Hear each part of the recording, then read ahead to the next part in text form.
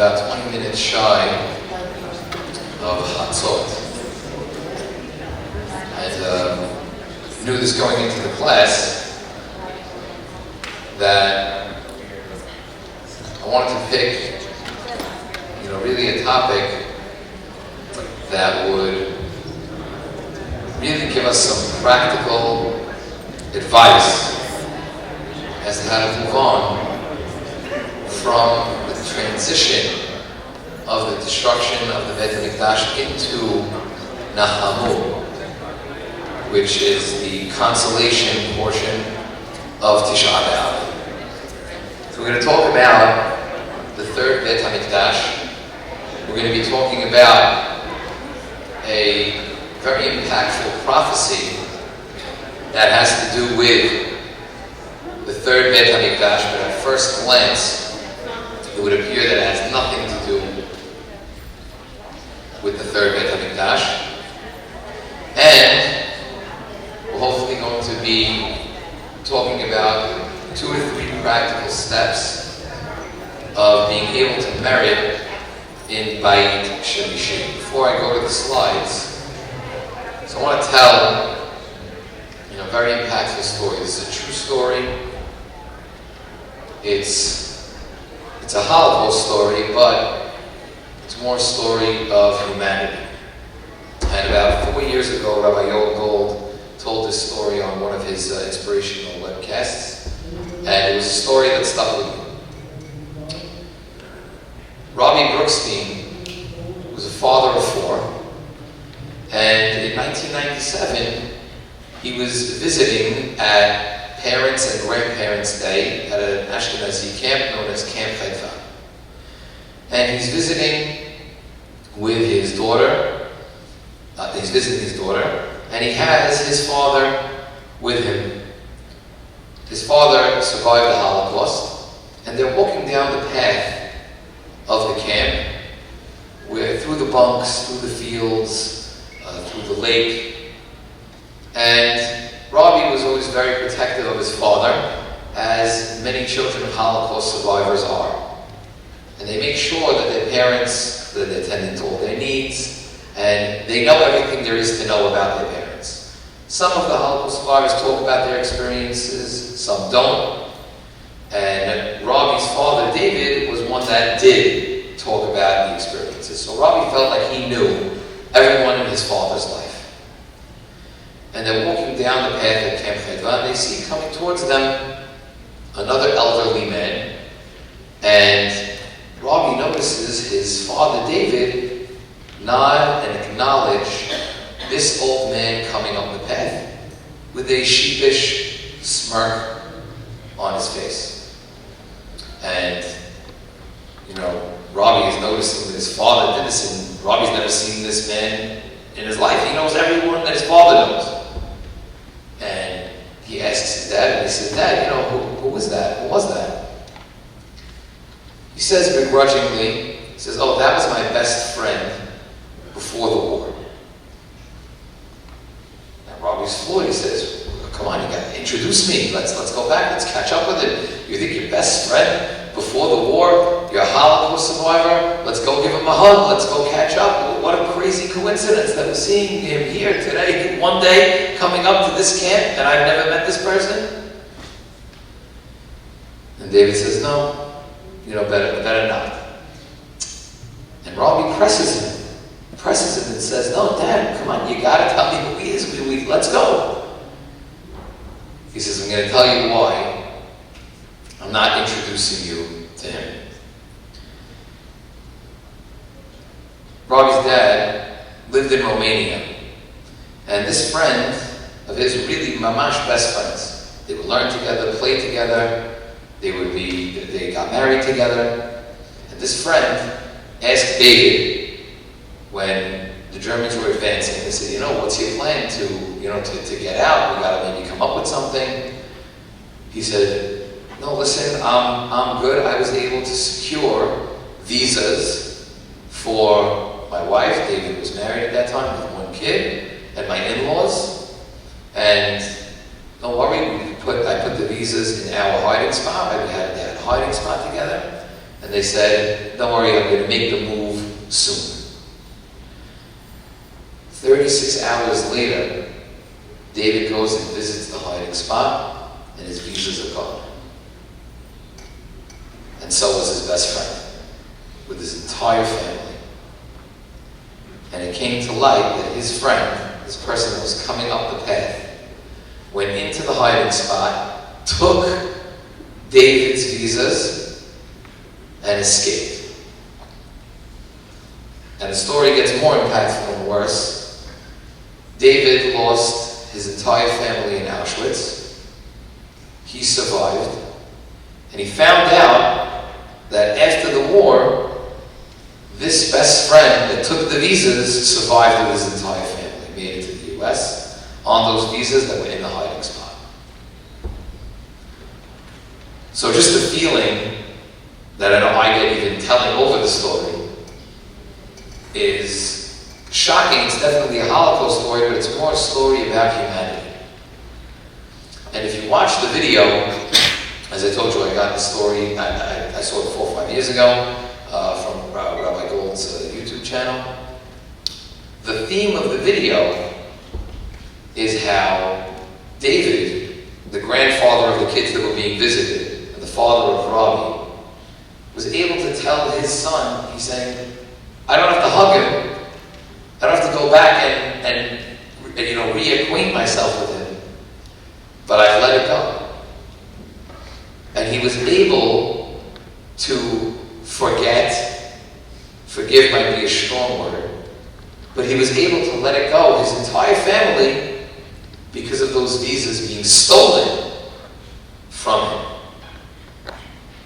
And we can talk just more about those feelings, etc. But I want to just keep that story on the side. And I'm going to give a theme less traveled at the end, hopefully, when we wrap up, just about what that story means to me. So we're going to start with the slides. And what I think our journey is going to bring us to starts in Zechariah. And Zechariah here, I'll stand here. Zechariah here, this Haftarah we actually read on Hanukkah. And this Haftarah, I love it when the Chachamim and also especially the prophets are very real. And you can see why it becomes real in a moment. It says, Vayashu HaMalach HaDover Bi, Vayayireni Ki Ish Asher Ya'or Shenato. So this is as Zechariah, it's in Perek Dalet, he opens up, he says, the angel spoke to me as if somebody was waking you up from a sleep. Vayomer Elai, Ma ata ro'eh. So obviously the way that prophets used to work was that there was a vision. It was given to them in a state of sleep. And this vision, it was incumbent upon the prophet to interpret what he saw. So there could be errors in the translation or what they saw, but we know that these were men on extremely high levels. It says, V'omar ra'iti hine menorat zahav kula. Now you know why we read it on Hanukkah. I see a golden menorah. V'kula al rosha shiv'a nerotea alea shiv'a v'shiv'a musapot l'nerot asher al rosha. So we see that it's a solid piece of gold. There are lamps on it. There's 7. And the lamps have 7 pipes, and this is the golden vision that he's seeing. So next slide. So the prophecy continues. Shnayim zetim alea. There are 2 nice olive trees that are next to it. Echad miyamin hagula ve'echad al semola. There was one on the right and one on the left. These are nice olive trees, and the olives are going to be you can squeeze them for oil. And they're going to come into the, obviously that's what the menorah is going to be used to, it's going to be used to light the menorah.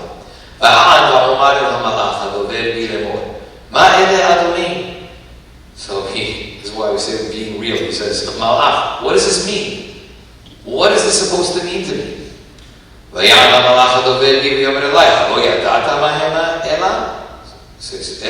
says, what do you mean? You don't know what these things mean? And Zechariah says, V'omar lo adoni, I have no idea. So this is just like a comical, almost like exchange. Come on, you really know what this is. It's like the teacher trying to get an answer out of somebody. Everybody in class, you tell me exactly what this is. You know. They say, no, I have no clue. Can't interpret it. Let's go to the next slide. Skipped a few pasukim to get to the answer. He says, no.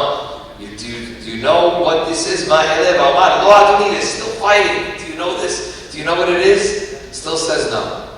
Now, one of the more powerful lines that we have after this one, it says,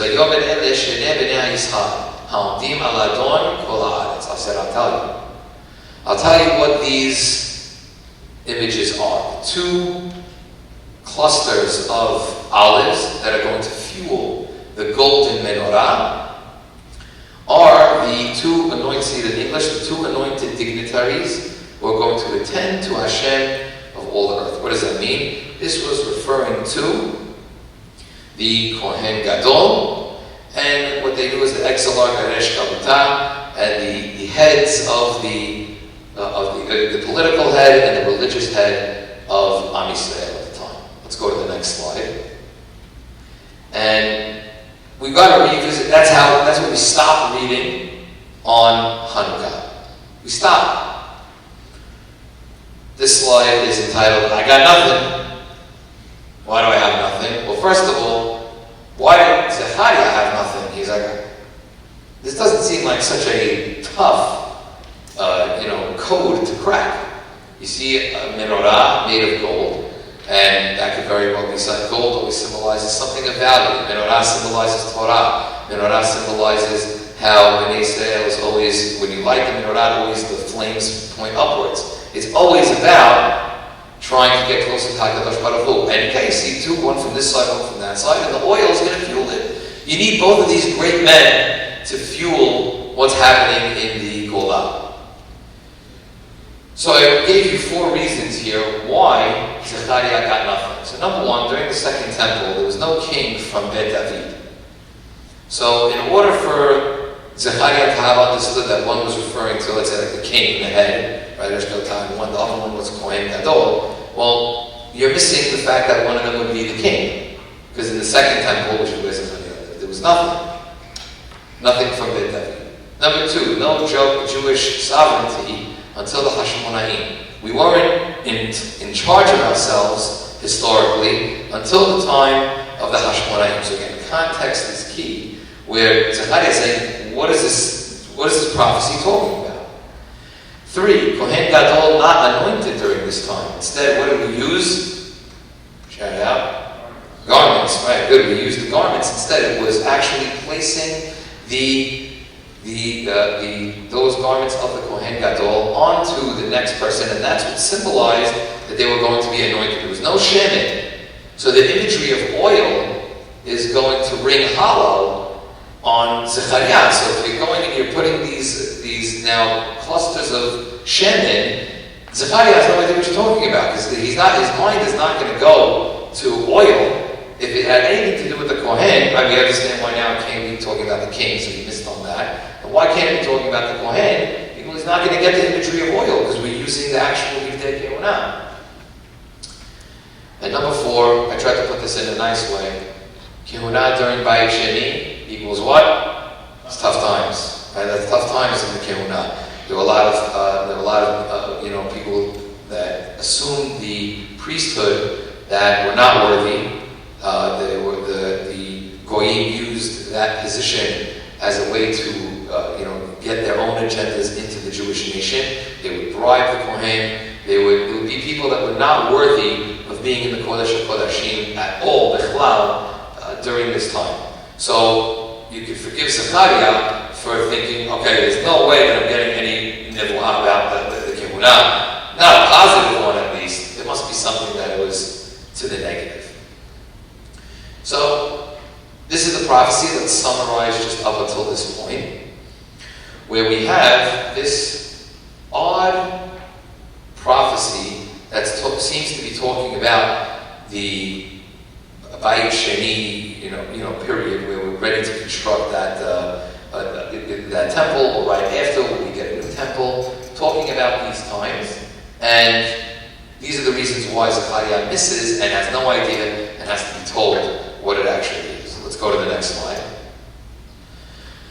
And when we go back, we see that this is what the actual prophecy was going to be. Vayan vayomer elai lemor. Zeh devar Adonai leZerubabel lemor. Lo b'chayil, lo b'koach, ki im beruchi, amar Adonai Sebaot. It's one of the more powerful Pesukim and popular Pesukim that we get to, which teaches Zechariah something, a very, very valuable lesson. And he says that this is the word of Hashem, that he's going to say to Zerubbabel, don't worry, it's not going to be, we don't need might, we don't need power, all we need is HaKadosh Baruch Hu. Mi ata har hagadol lifnei Zerubbabel mishor, ve'otzi et ha'eben harosha, teshuot chen la. So, when you see this, it says, let's read it in English, whoever you are, the great mountain path of Zerubbabel, turn it to the level ground. For you shall produce the excellent stone. We're going to get back to this excellent stone later. And it's going to be greeted with, wow, this is going to be beautiful.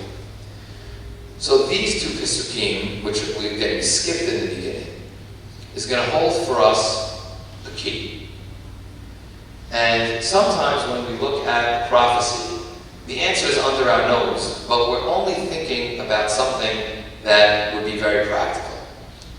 Here, the last piece we just want you to remember is that here it is going to produce this Even Harosha. So when you say Even Harosha, what does that mean? It could mean the first stone, but think about what that would mean for us in modern times of building. You want to really come to somebody and say, I have a great sponsorship opportunity for you for the shul. You'll have a cornerstone. This is what's referenced here. In the same Beit Sheni period of the cornerstone. What's it going to be? Let's go to the next slide. So here we before there you go. Right, so we have the Rambam.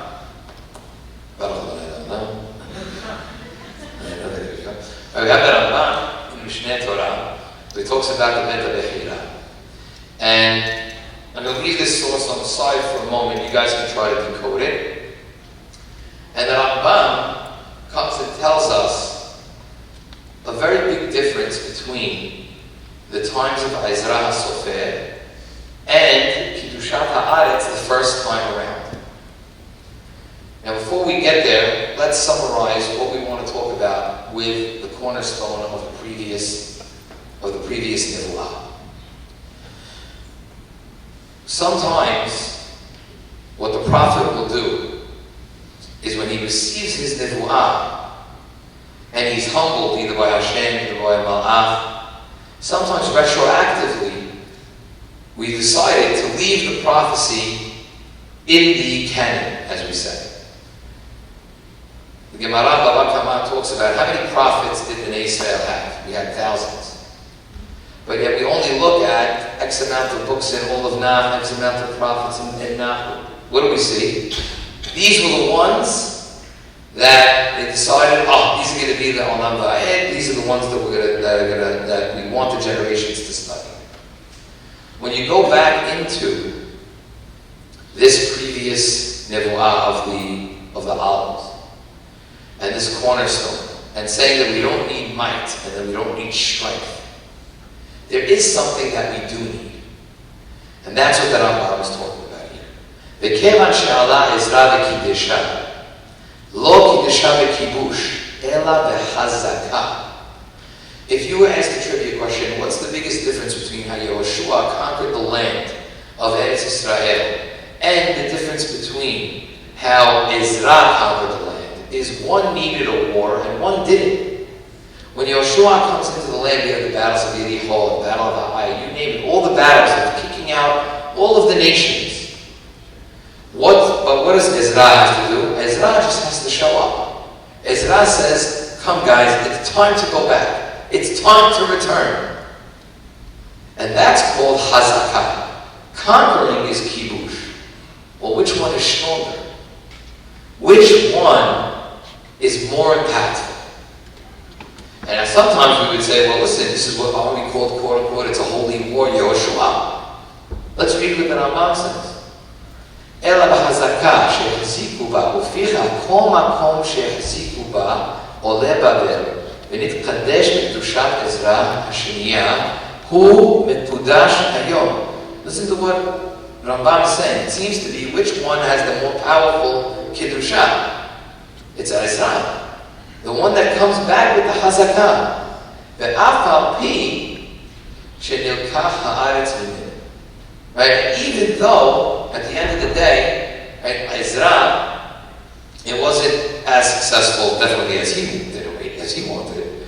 But even though we left the land and now we were coming back, when you have a hazakah, when there is something that you do in action that was not prompted by Hamikdash telling you come in and conquer, that's what Rambam says sticks. That initiative, that action, is what allows the Kedusha to stay. Long after you've left.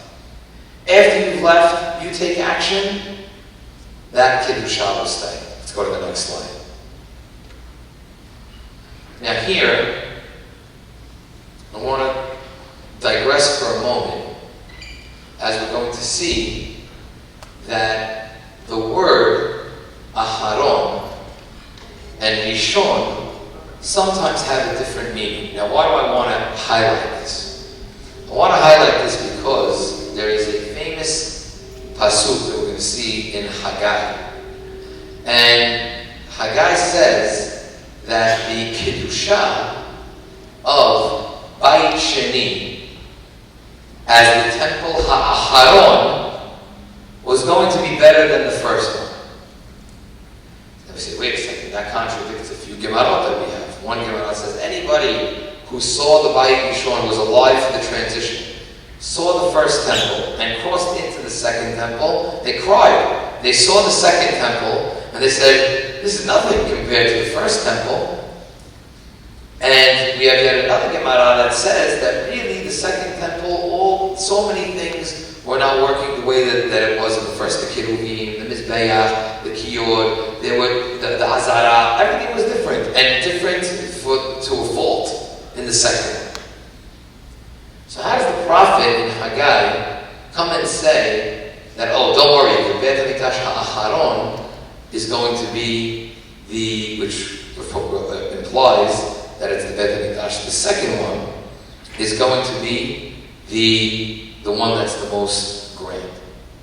So let's see what Aharon means. Aharon does not necessarily mean the last, but it means the next one. Let's give you some examples. One very famous example from Ezra and Yaakov.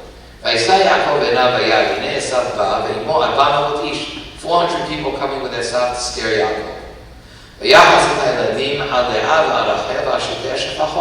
He splits them up into camps. He puts the shefachot and their children Rishona.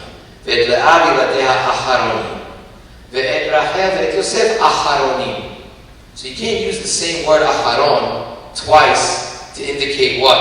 That it's the last. What does Aharon mean here? Just the next one that's coming. So here you see proof from the Torah that the word Aharon does not mean last. It does not mean the final one. So when Haggai is talking about his prophecy, you say, okay, the Beit HaMikdash Aharon, we're thinking, okay, Zechariah doesn't know what's going to happen, that there's going to be a Beit Sheni. He's thinking this is talking about what? The Beit Sheni, the Aharon, and that's going to be the last one. And that makes sense because we would never want there to be any sort of prophecy that's going to tell you, oh, by the way, this next thing that you're going to build, that's not going to be the last one. But again, the prophet, his job is to interpret for the nations, and then we're reading it generations later as part of the canon. Let's see again, next slide, another example. This is from Shemot. This is another proof that the word Aharon doesn't mean final, but it means the next one. And here this is talking about when Hashem gives Moshe the signs that he's going to need to go in front of Paro. So he says, "Vayomer Hashem yadecha et hakecha, vayashim yado et hako." So he says, don't put your hand into your cloak, right at the chest level, and then pull it out. Right, so he comes, he pulls it out, and it's leprosy. Comes, puts it back in, and then it's It's good again, his hand. והיה אם לא יאמינו לך ולא ישמעו לכל האות הראשון והאמינו לכל האות האחרון. Now this is not the last sign. The first one's a snake. This is the second one. What's the last one? The last one is dam, is blood. So, but this one is called what? This one's called Aharon. It just means the next one in the set. So this is yet again another proof that the word Aharon does not mean the last, it means the next. Let's go to the next slide. And now we go to the prophecy in Haggai. And here's what we're going to see. This is going to bring it all together. And this prophecy, this line, is going to teach us what Zechariah was really looking at. Gadol yeh kevod habayit hazeh ha'acharon. So now what is he talking about? He's not, in our mind, this is talking about Bayit Sheni. Min harishon, from the first one. Amar Hashem tzedakot u'bemakom hazeh eten shalom ne'um amonai tzedakot. So he says that this is going to be, he says, don't worry, and this is the last line of the prophecy, he says, don't worry, this house is going to be more grand than the first house. Now, just based on what we said this can't be talking about Bayit Sheni. If it was talking about Bayit Sheni, so first of all, in the Gemara, what do we see? Well, the Bayit Sheni is not better than the Bayit Rishon. So what's the prophet talking about? So really, we see the connection between the prophecy of Zechariah and here at Haggai. That really what this is talking about, we see many different rabbis interpret this. Rav Soloveitchik has a huge article on this also, which is where I first learned it, is that really what you have to do is almost hyphenate Hazeh HaAcharon and say that, look, this is going to be, yes, you have a mission to build Beit Hazeh, and then HaAcharon is going to be better than the Rishon. And here it means that, yes, in the next stop that you're going to have, yes, you have to build Bayit Sheni, you have to be the ones that are going to hold that, and you're the stewards for that. But there's going to be something greater that's coming. It's the next one. Now we're hoping that that's, of course, going to be the last one, that's what our rabbis teach us. But it wasn't talking about Bayit HaAcharon for them in that time, that was going to be Bayit Sheni. These prophecies are talking about Bayit Shlishi. The third Beit Hamikdash is going to happen at the end of days, which is going to be the final Geulah for us.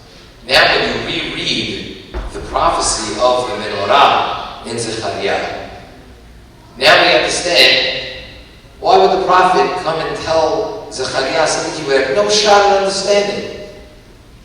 Because it's to be sensitive, the reader is supposed to pick up and say there's something supernatural here. We don't waste ink in prophecies to say, so Zechariah, do you know what you're looking at? No, I have no idea. You sure you don't know? No, I have no idea. What's that purpose? That purpose is to show that HaKadosh Baruch Hu is giving you something that's otherworldly. It's giving you something that you may not be able to understand now, but you will understand later.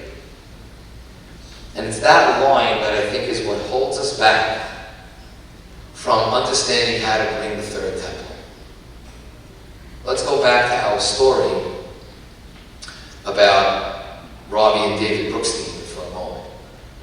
We can't understand how somebody would ever forgive somebody for stealing visas during wartime. But you know why? Because Baruch Hashem, we have never lived through that time.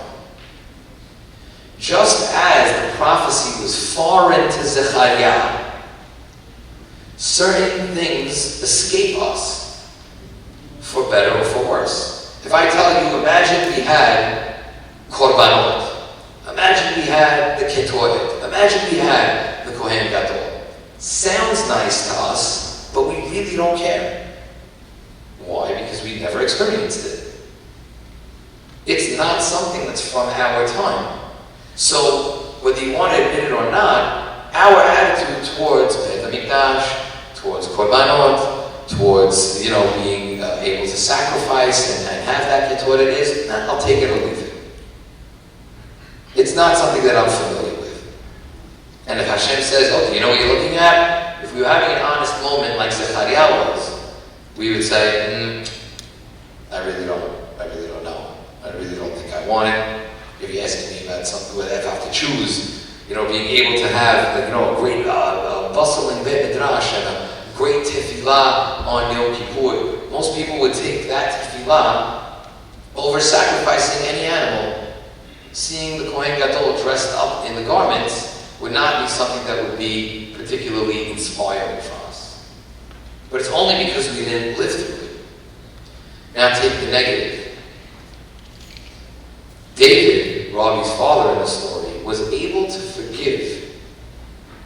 And I said forgive was a strong word before. But the fact that he wouldn't see that guy coming up the path and either try to strangle him or get physical with him means that there was a level where he was able to let that go from his heart. And when his son, Rabbi, asked him, he said, you don't know the stress that people were under at that time. The word that he used in the video was he understood why his friend took those visas. He understood that he might have felt trapped. And whether we want to talk about it or not, there are so many pages of responsa that are written from rabbis at the time. I'll share one with you that I was going to butt up against the story, but I think it's better here towards the close. Is that there was a Tish'a BeAb written in the Warsaw Ghetto that what they used to do was give passes out to people. And that pass, if you were lucky enough to get one of those passes in the Warsaw Ghetto, so you did not have to board the train for what they called, quote-unquote, liquidation. And the question came to the rabbi, if you didn't get a pass, are you allowed to steal your friend's pass? So just that question is a horrible question. And you read the Tish'a BeAb, it's like, well, am I allowed to steal to save my life? Maybe this person does survive. How do we even know it's liquidation? There's a million justifications to even our brains when we didn't experience that pressure. And now imagine, God forbid, having to live through that. That's what Haggai is trying to tell us over here. Ha'aharon doesn't mean the final one here. In their mind, they were saying, okay, any redemption we're going to get is the final one. Ha'aharon means the next. And there was something that he wanted you to look past. And we were looking past Beit Sheni into the gloriousness of Beit Shlishi. And the way that we get there as we reconstruct is through action. The action of Ezra HaSofer, Hazakah. When you act, instead of just pontificating, so that's what allows you to have a Hazakah. That's what allows you to acquire something. And the only way to sometimes understand what our job is to break free of the restraints of what we have in our lives right now.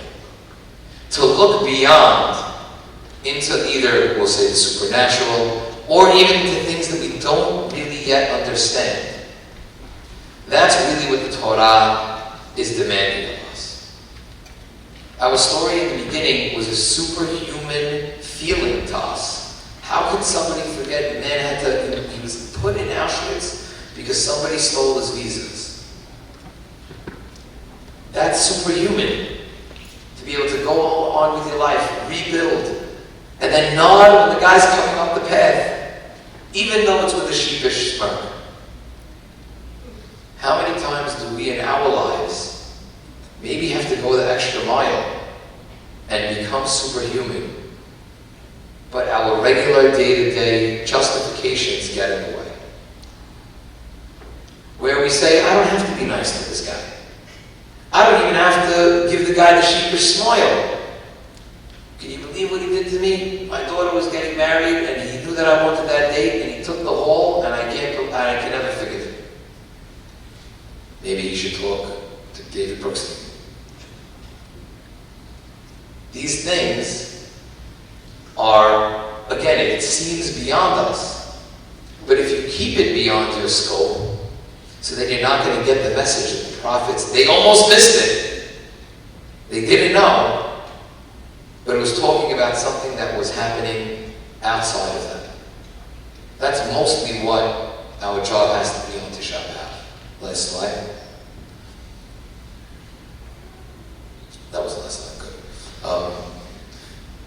The close that's after this Haggai is that now when we look at Beit Shlishi, what does HaKadosh Baruch Hu tell us? What does our prophets tell us about it? It says it's going to come down where? Whole from Shamayim. Most of us have been on planes, right? We understand this radar. We haven't seen that the bricks and the mortar are there, up in Shamayim. Well, obviously, what does that mean for us?